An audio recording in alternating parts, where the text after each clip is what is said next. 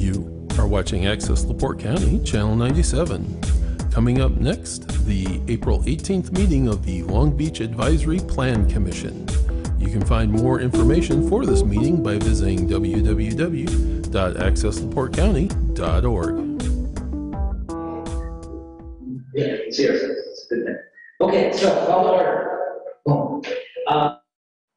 Robert Lamb here, Mike Johnstone. Here. Nita Rentals. Here. Mike Norman. Here. Absent are Mary McFadden, Beaver, and Seth McCormick. Everybody is here in person. I have a motion to approve the minutes that I sent out from 10/5/21. Motion to approve the minutes. Is there a second? And I'll second that. Any discussion? All in favor, say aye. Aye. And we don't have to do roll call votes if we're all in person, correct? You do not. Okay, we do. All right, we have no old business. I did ask Ken Kloster to come, but I don't think he has. So I'll try and wing it with that. So the first thing is, And who, if I may interrupt, who's that? Ken Kloster is the newest member of the building commission. And he sent me an email today because he had made some suggestions for our solar ordinance. Find that email. They changed our email, and so it's making things difficult. There it is. So, and the solar ordinance you can find on the town website. So if you go to that, and it's actually written as a draft ordinance. We need to get that fixed because it's not just a draft ordinance, it is a real ordinance. And so, Well, which one is it there? There's a couple of different names there.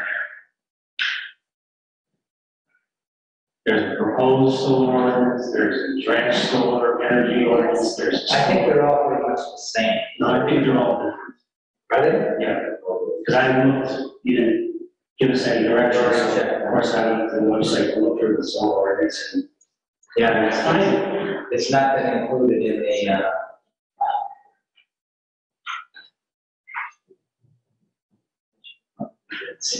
okay, here. Yeah. Okay, so the gist of this is, and actually, we'll figure out which ordinance is the real one. But what basically he's discovered is that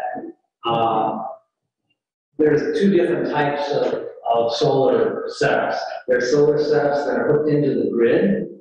And then there are ones that are not hooked into the grid. And he felt that distinguish between them. And so what he suggested was that in 154.182, Do we have that to look at, 154.2? is that listed as one of those on there? Well, I'm asking you. I think we do. Let me get to my mail and figure it out.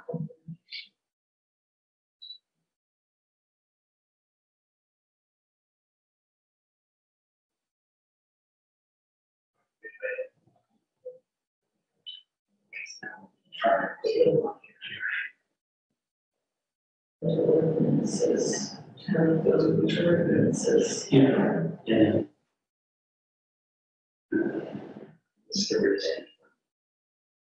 So,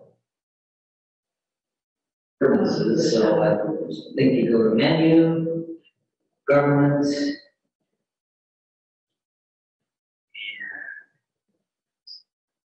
get to go on the ordinances.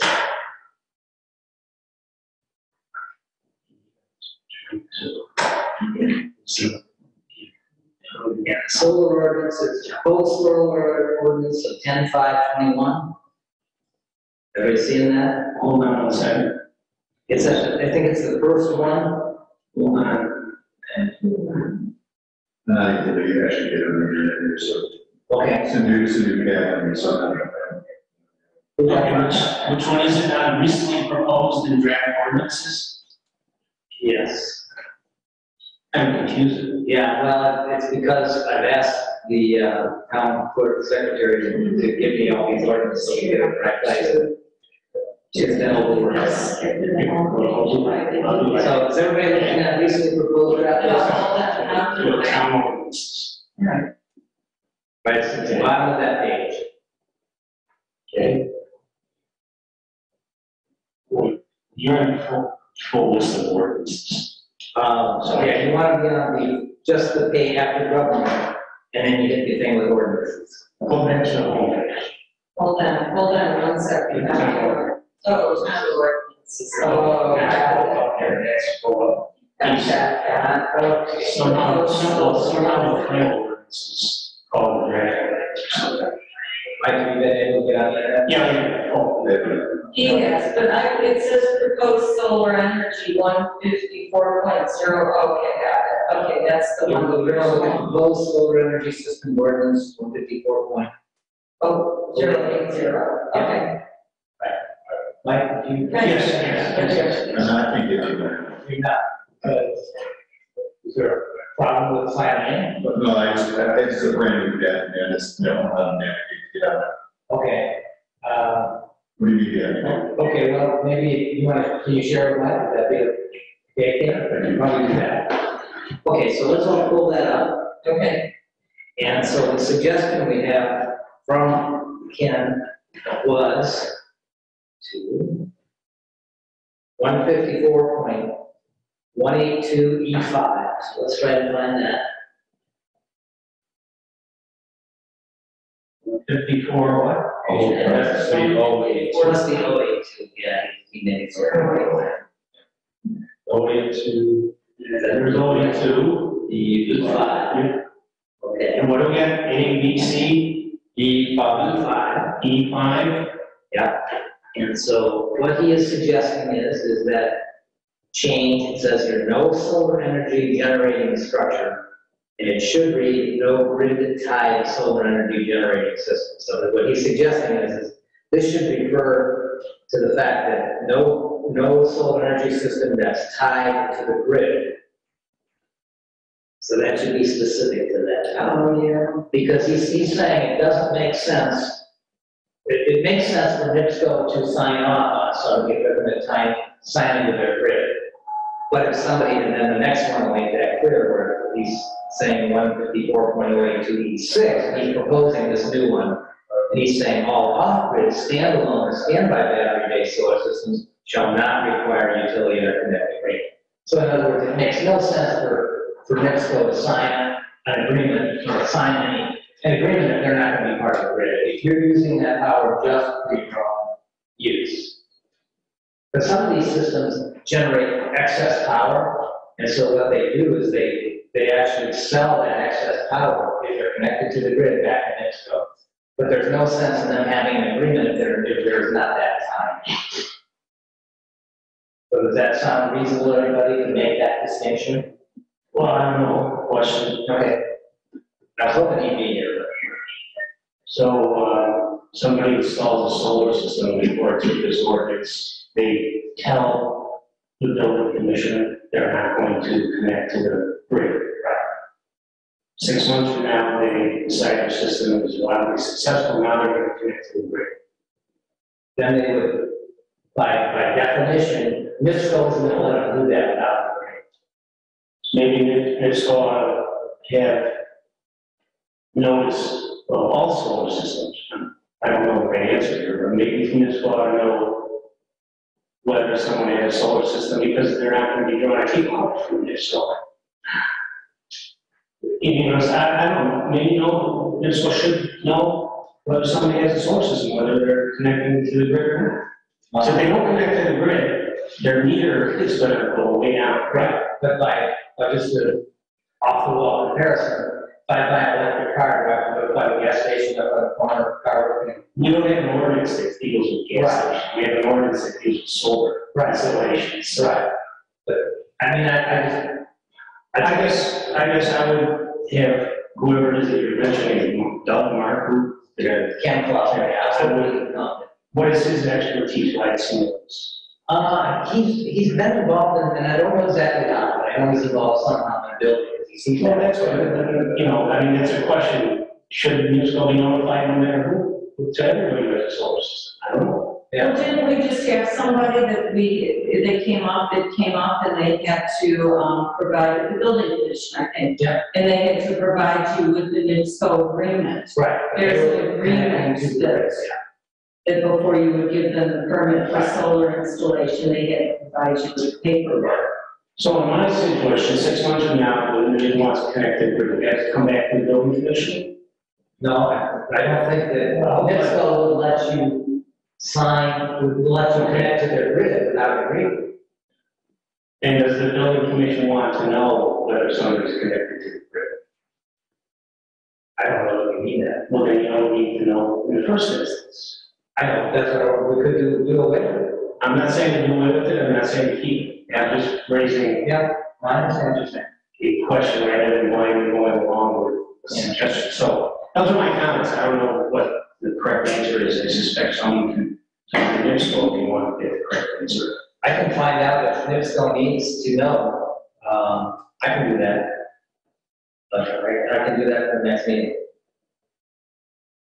And if they don't, maybe I could have you make the amendment. Also might be because they know what those agreements say, what they require, and the reason, right, there might be some safety precautions out there, or the reasons they do it. So I don't know, I truly have no idea one way or the other in terms of, so, there's a check and balance already, and I'm still asking those. Seems like easy answers. Yep. Okay, I'll try and find out if NIPSCO, and then I'll also check to see if there's any safety concerns. But I don't know that, but I'll find out. I feel like I'm all the way to the other end. What's that? Hard to hear, I feel like I'm all the way to the other end. It's not come this way. Yeah, I didn't know my mic. Sitting at this seat. Thank you. I'm turned on. Okay, so I'll find out. Yes, is that it for solar? What's that? Is that it for solar? Unless you have something else. Just a question, how many permits is the building commission? I think we've done three. Yeah, yeah, so it's gonna be, excuse me, more and more, I think so. Okay, so, you good with that? I'll get that information, bring it back.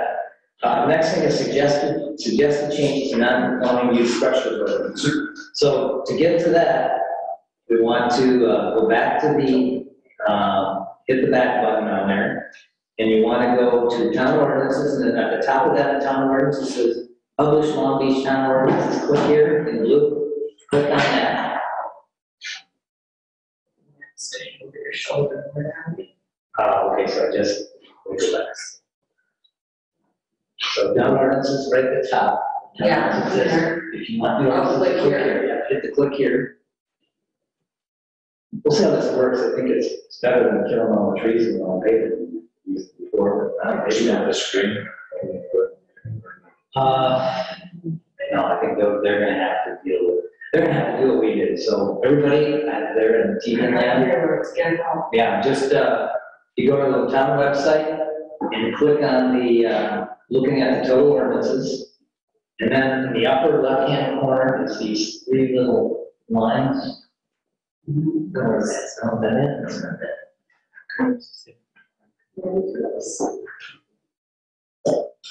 It's the menu, right? Oh, you're already to that. Yeah. Okay, you're ahead.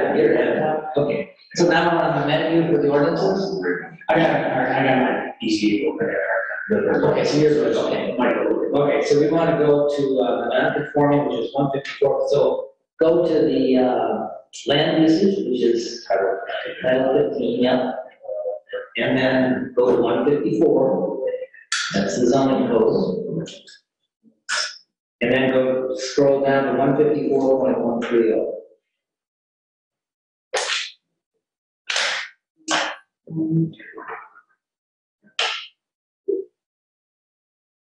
That's non-conforming building construction. Hey, Bob? Yeah. Why is the screen here? I can get rid of that. Thank you. Okay, now we're better.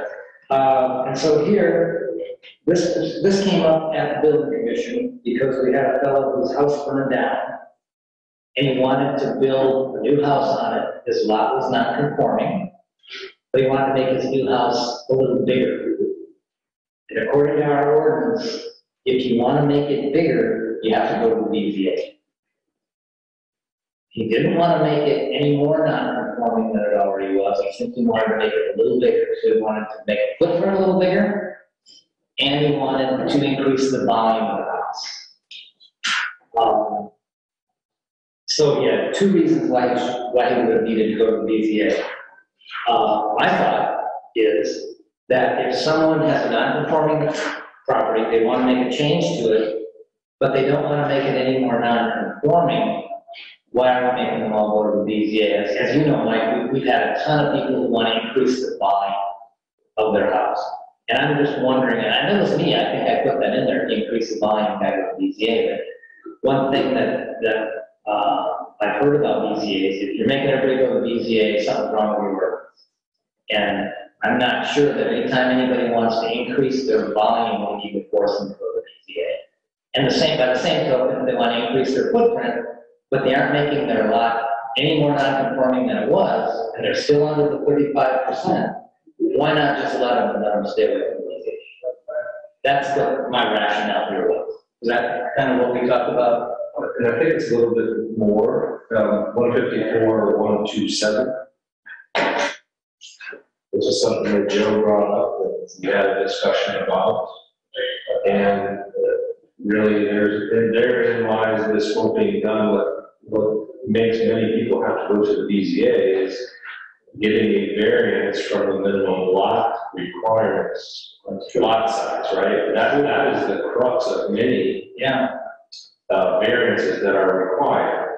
Now, I think some small towns have done this, Michigan Shores, for instance, they want to make sure that those who have the ability, and there's lots that are surrounding a non-conforming lot, the goal overall is to try to get rid of non-conformances, right?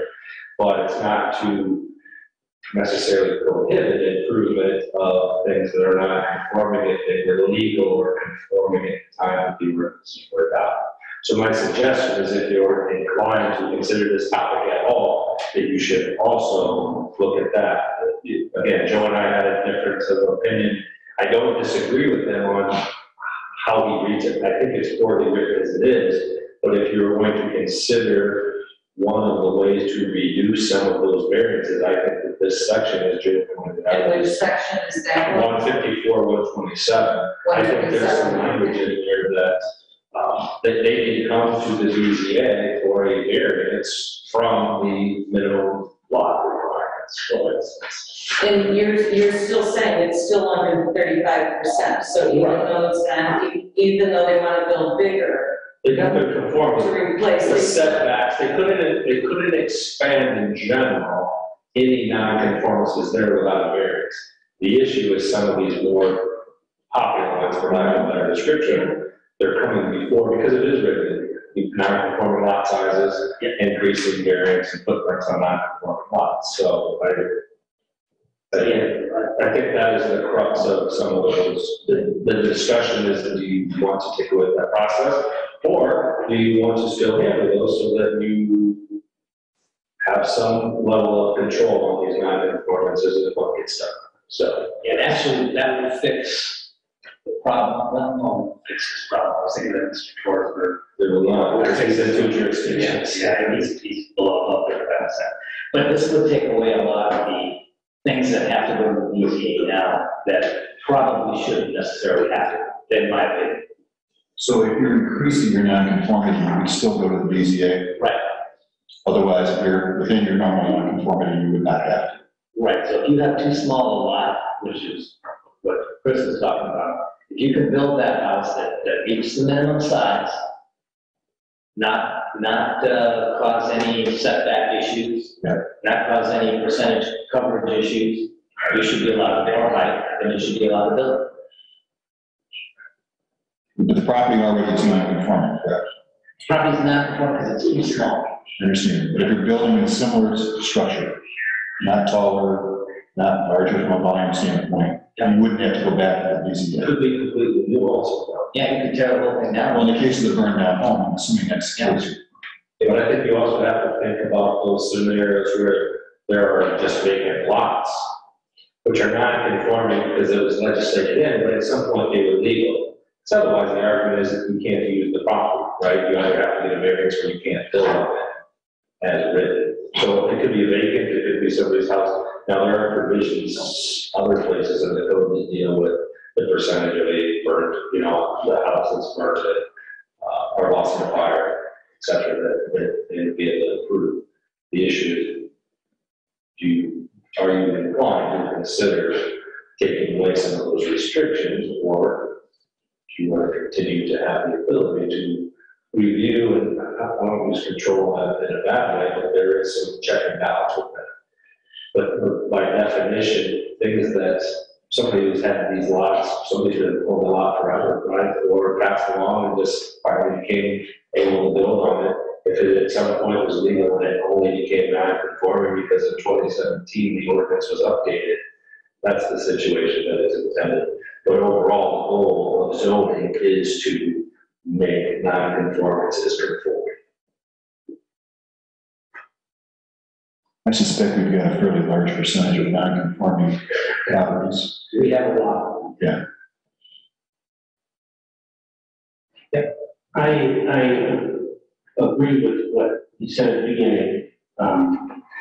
If too many properties come before the BZA for the same general reason, it needs to be looked at. I agree with that. I've agreed with that for six plus years and they're served by the BZA.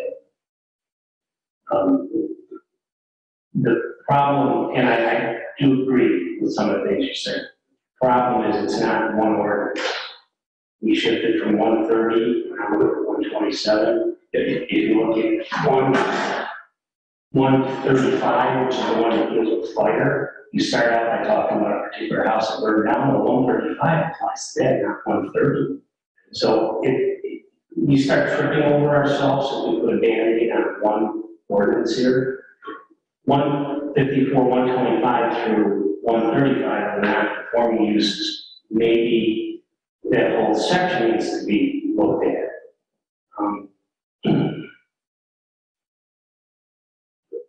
And it's not, so I do agree that if a house is not conforming for certain reasons, let's take the easy one, which often forces them from the easy, it's lot size.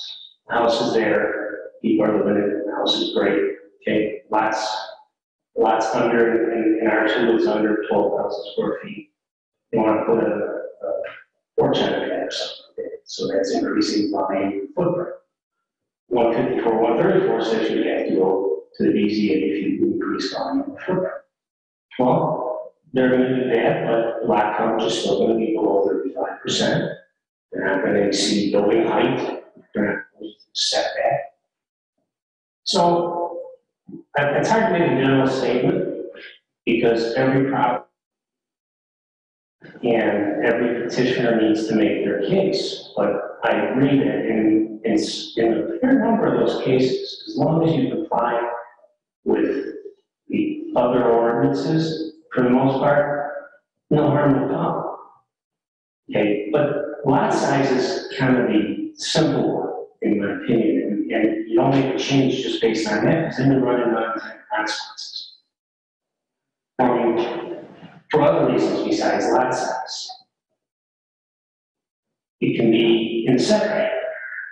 The lot could be big enough, it's still not conforming. It could be an 8,000 square foot lot in R2, so it's not conforming because it's too small. The house could also be in setback. So we say now that we're thinking, well, we should be able to increase volume. I don't know about footprint, but we can increase volume, right? Well, it's in the setback, so that means volume goes up. Do we want to, as a town, allow volume in the setback? I don't know. So there's consequences to making a change for just one thing. There's other reasons houses can be non-conforming. Yeah. No, it's not that high. Lots of things. So, I think it does need to be looked at, and forcing the residents to come to the BZA when their house is otherwise compliant maybe things can be worded to address some of these other consequences. And 127 that you brought up, 127 is a different ordinance, that deals with new construction. Yes. So that isn't what Bob is talking about. Bob's raising existing houses. Well, no, we're talking about a lot, new construction on a lot that's too small. And that's 127, yeah, you started out with the house on fire, and what comes before us at the BCA in most cases is a house that's right there. And they want to increase the footprint and the volume, and in most cases, I can't say all cases, but in most cases, it's still under 35%. It's not going into setback. So you got to look at everything, but you know, what neighbors have to say code, but I think your point makes sense. But somebody has to look at this holistically and decide how it should be addressed. We want to each maybe take this home and look at this 154.125 through 154.135. Look at it in total and see if we come back with changes that we think ought to be made. Or do we want to ask Chris to do that? I don't, you and I have the most experience of the people on this commission, and I don't feel qualified to do what you just said. Okay. Okay. So Chris, can we have you take a look? Now, I don't know if Chris feels he's qualified. He's also not a zoning real estate lawyer. Maybe he is. He feels he could, but I think someone other than this, the people sitting here, would need to do, not Chris, excluding Chris, committee. I feel comfortable with the issue is what you want to change, right? And philosophy is what we're determining and fit that to see what we want to do is legal, right? I mean, I think most of this is standard. The issue is where we want to go with trying to ease up some of these requirements. It is standard, that's part of the problem.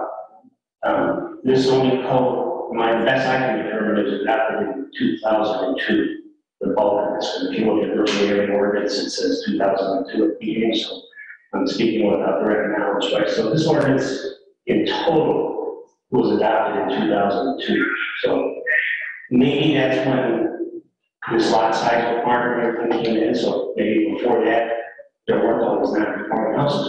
But the problem is, this ordinance made literally majority, maybe, I don't know, majority, 50%, 60, 70% of the properties in this town not conforming. That's crazy.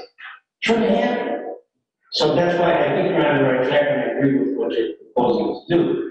But I don't know, holistically, it's a bigger problem than just put a Band-Aid on it. Well, I think that making sure they all work together, right? We have some, just as Bob brought up that one example, we had that range of discussions between, is it new construction? Because then we go further, and technically under the code, I don't worry, but under the code, by reference, the International Building Code is adopted.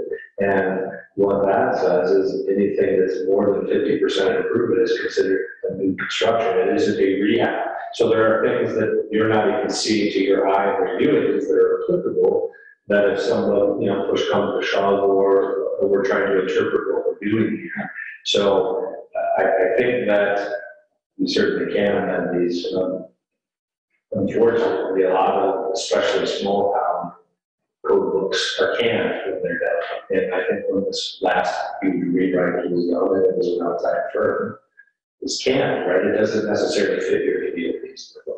So I do think that we have the ability amongst us, and I have the ability to help make these changes and make this flow. But I do think there'll be some philosophy issues that you have to decide as a plan commission overall. So it seems to me like the major philosophy should be, we'd like less people to have to go to the BZA. Specifically, we'd like people not to have to go to the BZA if their plan for non-conforming property does not increase the non-conforming. Now, I think that the code probably already says that. In many instances, except it isn't written consistently enough to where people don't have to come for volume. Right. Because I think overall, the the general purpose and intent of the non-conforming provisions, that is the intention. That is, you don't want them to have to get variances if it was legal, right? They're non-conformance with legal, whether it's lot size, whether it's use, whether it's conformity with the use, could have been a business use in a residential district. Let's use Hacienda as an example. If that was technically residential, but it was always business, and it was a business that was there and existing for many years, and then that zone became residential, that would have been a non-conforming use that's okay as long as it continues. So I think starting with taking away, making sure that it's consistent to where those non-conformances that are legal are clear, and cutting down those problems. So will this then put more onus on the building commission to be sure that, I know you've been doing a good job the last few meetings of making sure, letting the public know when they're doing a permit, you're not going, you're doing an application, you're not going to be accepting applications that aren't fully filled out, that are complete. So this will then, so if we're going to take out the BCA because we're hoping to make this flow more and answer more questions, will people then tend to maybe have to go to the building commission, or you're hopeful that they won't have to go to either building commission or BCA? Well, they already have to go to everybody. Everybody has to go, so this won't really, okay, So you so need to go to the BZA, yeah. you still have to go back to the building commission. Okay, So this won't be. so it won't increase or decrease, and you still have to go. It's going to change the ordinances that they're enforcing. Okay. Okay, so Chris, why don't we have you try to do that? If you could send it out to us, we can all pick it apart next meeting. Let me just say again what I said before. In a simple statement, which again is not as simple as it sounds, what you're asking to be done in the code here, a simple statement of property otherwise conforms with the code. Conforms with every ordinance but lot size.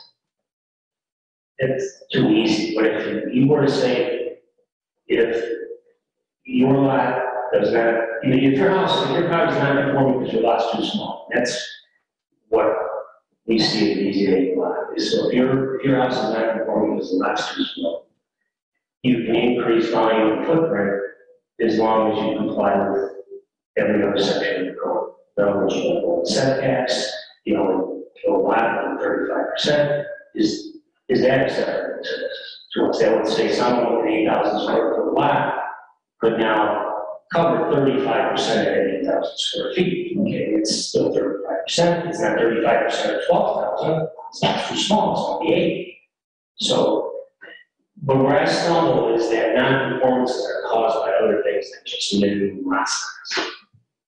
So that's where I'm relying on.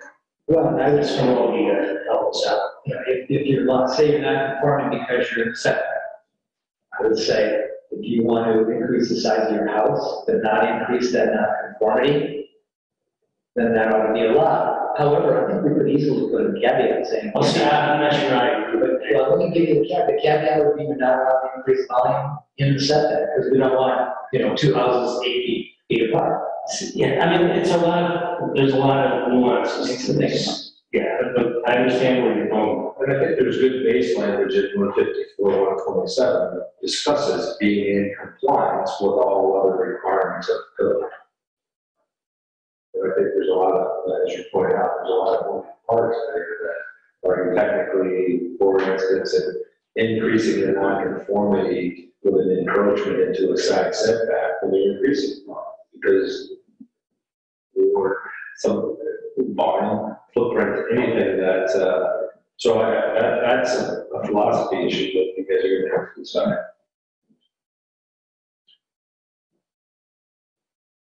So we'll task Chris with that, and we'll send it out for the next meeting. We can all bring our commentary to the next meeting. So what would you expect us to be getting next? I'll send you the entire section of nonconformity at least a couple weeks before the next With your revisions for Yeah, that way you forward them to, from other things you might, that don't make sense, so each of you can kind of, more information you'd like to see somewhere. Okay, okay. And then third, and final one was the topography ordinance, that's 154.112. This is an easy change that I can.